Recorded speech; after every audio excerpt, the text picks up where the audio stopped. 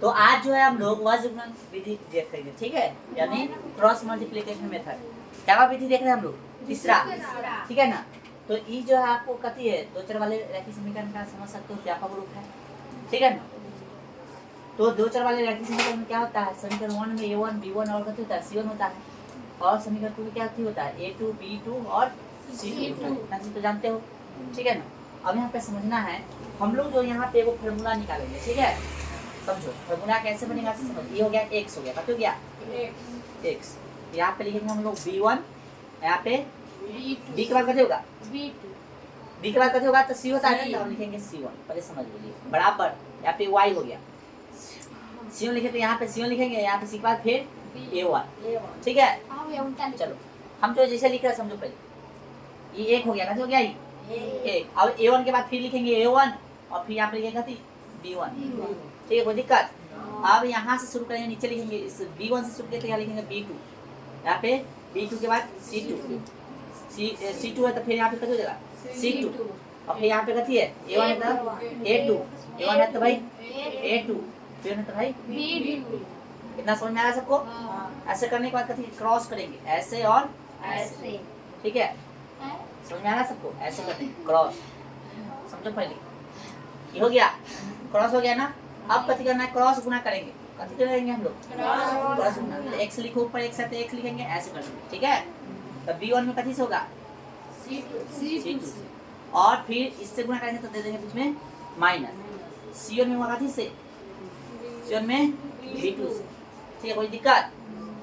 c1 में कथी से हो गया b2 से, फिर बराबर है तो y है ऊपर, तो फिर c1 में कथी से c1 है ना, c1 में हो जाएगा आपका a2 से, फिर अब इसको उठाएंगे तो कथी देंगे माइनस, फिर यहाँ पे करेंगे गुना, ठीक है, फिर यहाँ पे हो जाएगा कथी c2 से कथी से a1, ठीक है। पहले a1 लिखो, अरे उससे कोई मतलब नहीं, गुना में है ना, नहीं समझ आ रहा है, c2 पहले लिख दो, उसके बाद a1 लिखो, या a1 पहले लिख दो उसके बाद c2 लिखो, उसको कोई दिक्कत, ठीक है।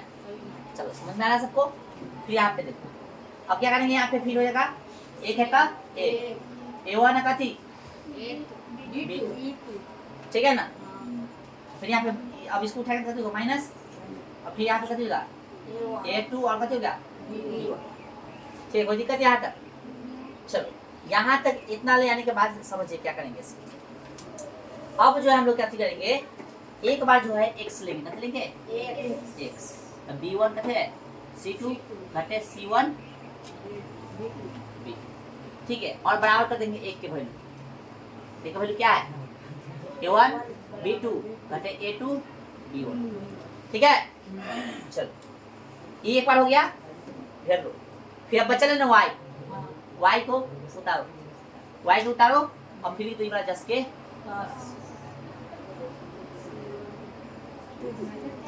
ठीक है, बराबर का थी बार,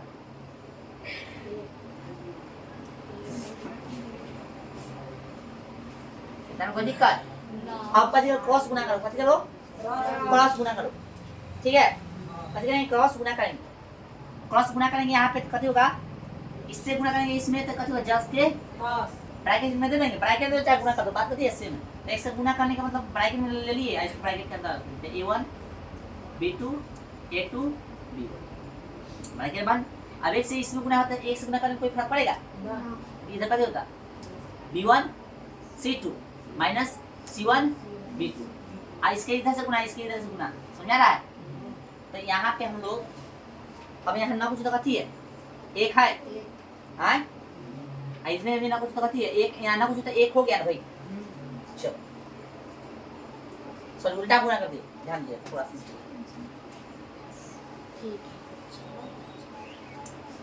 इसमें इससे गुना किया क्या ये आ गया, अब एक से गुना कथी होगा जस के b1 c2 माइनस a1 ना a2 है ना भाई, a2 minus a2 into b1। चलिए अभी x जो है कथी में है, x के सब कथी में गुना में है, तो बराबर में कथी देखे तो से b1 c2 घटे a2 b1, गुना में तो कथी चल जाएगा तो a1 b2 घटे a2 b1, फॉर्मूला समझ में आ गया, x का वैल्यू निकल गया, y में भी यही करेंगे, y में भी क्या करेंगे, यही करेंगे। क्या करेंगे भाई, क्रॉस गुना करेंगे। तो क्रॉस गुना करेंगे तो y के जस्ट के ब्रैकेट रहेंगे, कितने होगा a1 b2 घटे a2 b1 है भाई। तो बराबर में 1 से गुना जस्ट के तो क्या c1 a2 घटे c2 a1 समझ रहा है सबको। अब कथी करेंगे, y बराबर लिख देंगे यहाँ पे कथी c1 a2 c2 a1 और कथी में सट्टा है y के गुना में ना, इधर बराबर पूछ सकते हैं कथी को हो जाएगा हमें a1 b2 घटे a2 b1 ठीक ना। ये हो गया y का वैल्यू, ये हो गया x के वैल्यू ठीक है। चलिए इसको उतारिए, ये ध्यान दीजिएगा, लिख लीजिए सब आदमी आए। चलिए बेटा इसको फार्मूला से बनाओ चाहे इससे बना, बात कथी है सेम है ठीक है। नोट वाला लिखो तो भाई, नोट वाला लिख लिया नहीं लिखे, नहीं लिखा रे लिख ले। क्या है नोट में देखो तब कि यदि C1 और C2 बराबर के दाएं तरफ को ठीक है, हम किधर लेके बनाए इधर बाएं तरफ में, लेकिन इसमें बात क्या गया है यदि दाएं तरफ हो, दाएं तरफ मतलब इधर, तो वैल्यू एक वाला वैल्यू में ऋण का चिन्ह लगा देते। एक वाला जो वैल्यू था ना 1 बटा था नीचे लिखल, तो उसमें 1 में कितना लगा देंगे माइनस के चिन्ह लगा देंगे, ये ध्यान रखना है ठीक है। चलो निकालिए तो एक्सरसाइज अपना, एक्सरसाइज कितना हुआ तू ही बताओ। 4 निकालिएगा एक्सरसाइज निकालो 5 होगा, 5 निकालो देखो 5 ये कौन बड़ी बात, लाओ जल्दी कितना भाई 3 दशमलव कितना हो गया भाई 5 निकाल लिया सब। पहला प्रश्न देखिए, पहला प्रश्न दिख रहा सबको, नहीं दिख रहा, कहाँ ध्यान रख रही 3.5 में 1 के। अच्छा पहला प्रश्न ले ले, पहला प्रश्न हम लोग क्या लिए थे फर्स्ट एक्सरसाइज के, मतलब सेकेंड एक्सरसाइज के क्या था x प्लस y बराबर 14, फिर x plus x minus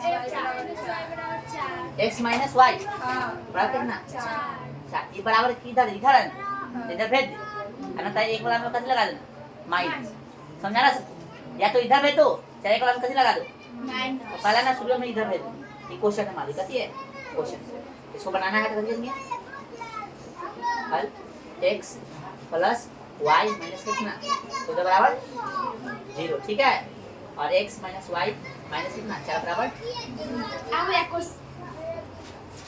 question ये है 3.2 के पहला प्रश्न होगा, समझ आ रहा है। यदि बराबर के दाहिना साइड वाला लेके काम करोगे तो क्या करना पड़ेगा, जो वैल्यू लिया था 1 ना उसमें माइनस लगा दो, आना तो इसको कैसे करो ऐसे लिख दो बराबर के बाएं साइड दे दो, अब बराबर बाएं साइड दे दो तो हम बनाना तो सीखे है ना, ऐसे सूत्र सीखे है इसको लगा देंगे। क्या करते हैं सबसे पहले x लिखते हैं, पहले लिख दो a1 लिख दो, इधर हम लिख दे a1 का वैल्यू बताओ 1 है, a2 का 1, b1 का 1, सॉरी b2 का माइनस 1, c1 का और c2 का, बोलो समझ में आ गया, सब निकाल लेना पहले। अब तरीका क्या है भाई, x लिखते हो और यहाँ पे कथी b1 c1 बरोबर y लिखते हो, वही करते हो b2 c2 1 लिखते हो है ना, क्या करते हो c2 a1 है ना, b1 है तो क्या होगा b2 और c1 का c2 b कथी है गलत की बात नहीं, यहाँ c1 ना होता, c1 होता ना हो, यहाँ पे कैसे होगा c1 के बाद a1, यहाँ पे कैसे होगा a1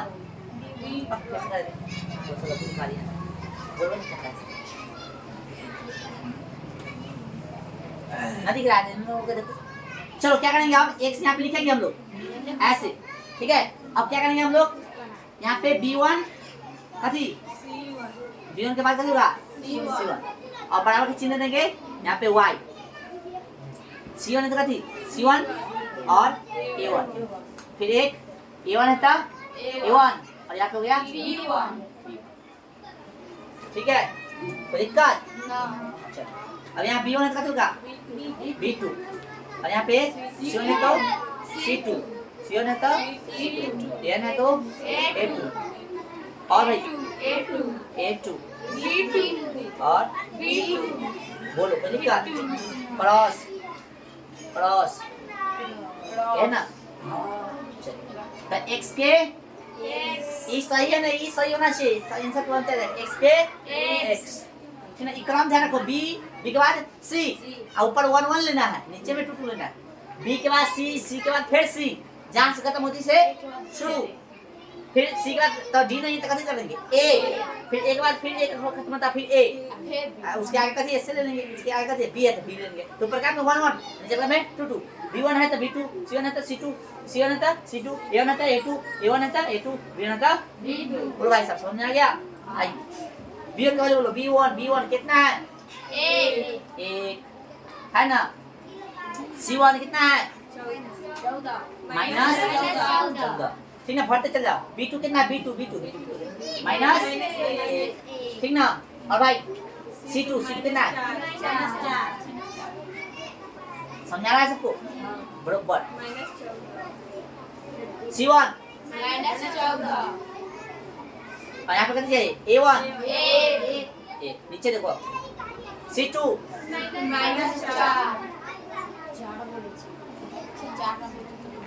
-4 और यहाँ पे कितनी चाहिए? a2 समझ में आ रहा है सबको? एक ना भाई a1 कितनी चाहिए? b1 एक दिख रहा है सबको? चलो आ जाओ नीचे a2 अब भाई कल से अब b2 कितना है? माइनस क्रॉस गुना करोगे? बोलो समझ में आ रहा है सबको इतना? अब क्या करेंगे हम लोग? इधर बनाए आज क्रॉस गुना करेंगे ना? जगह नहीं इधर लिख ले, इसको मिटा के इधर लिखते, ठीक है? क्या करते हैं हम लोग? क्रॉस गुना करेंगे ना तो x दिखा याद दिखा x के x क्रॉस गुना 1 चौके 4 माइनस हो जाएगा, फिर फॉर्मूला वाला माइनस लगेगा।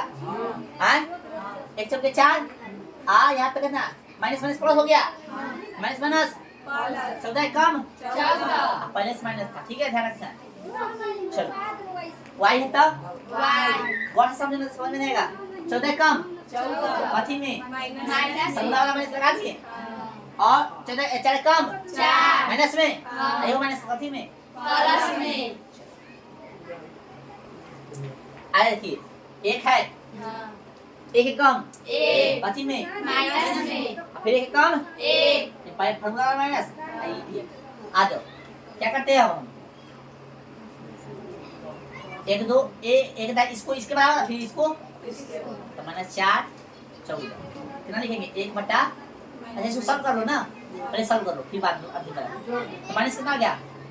18 y है तो y -10 और 1 बटा माइनस में हो गया। अब बराबर कर दो x बटा कितना? -18 बराबर इसको करेंगे 1 बटा -2 को, फिर y बटा -10 1 बटा माइनस में क्रॉस गुना करेंगे कितना? -2x बराबर -18 x बराबर कितना? -18 बटा में कितना? माइनस गया गुना बोले समझ में आ गया? हाँ चलो अब यहाँ पे देखिए माइनस में 2y और माइनस में 10 y और -10 बटा में कितनी माइनस से गया 2 5 इसलिए x बराबर कितना? 9 y बराबर 5। आंसर कोई बताओ या बताओ? कोई भी नहीं बनाए, यानी इसको हम लोग प्रतिस्थापन से भी बना ले हैं, विलोपन से भी बना ले हैं और अभी बना ले वज्र गुणनखंड से, यानी आंसर में कोई परिवर्तन नहीं आया, चाहे विधि कोई भी हो। समझ में आ गया ना? इसको अच्छा से समझते हुए उतारिए, फटाफट इसको उतारिए और एक्सरसाइज के सभी प्रश्नों को इस तरह से हल कर लीजिएगा। एक तरीका ये है हल करने का, दूसरा तरीका है फार्मूला वाला। फार्मूला वाला नेक्स्ट क्लास में बताएंगे, फार्मूला बता दिया लेकिन उस पे हल करना नेक्स्ट क्लास में बताएंगे। अभी फिलहाल आप सभी क्या बोलते हैं प्रश्नों को ऐसे ही हल कराइएगा, ठीक है? इजी है, जहाँ समझ नहीं आएगा वहाँ पूछ लीजिएगा, इसी में भी जहाँ समझ नहीं आएगा वहाँ पूछ लेना, ठीक है? उतारो पहले, ठीक है? चलिए अब जो एक्सरसाइज में आप लोग जो है निकालिएगा एक का एक क्वेश्चन, ठीक है ना? और बाकी हम छोड़ देंगे आप लोग के लिए। क्वेश्चन क्या है देखिए, x माइनस, अच्छा पहले जांचना भी है का निम्नलिखित समीकरणों की युग्मों में से किसका एक अद्वितीय हल है, किसका कोई हल नहीं है, या किसका अपने रूप से अनेक हल है। अद्वितीय हल की स्थिति में दूसरे यानी सबसे पहले आपको याद करना है किसका एक हल है, किसका अद्वितीय हल है, मतलब किसका कई हल है, इसे देख लेना है।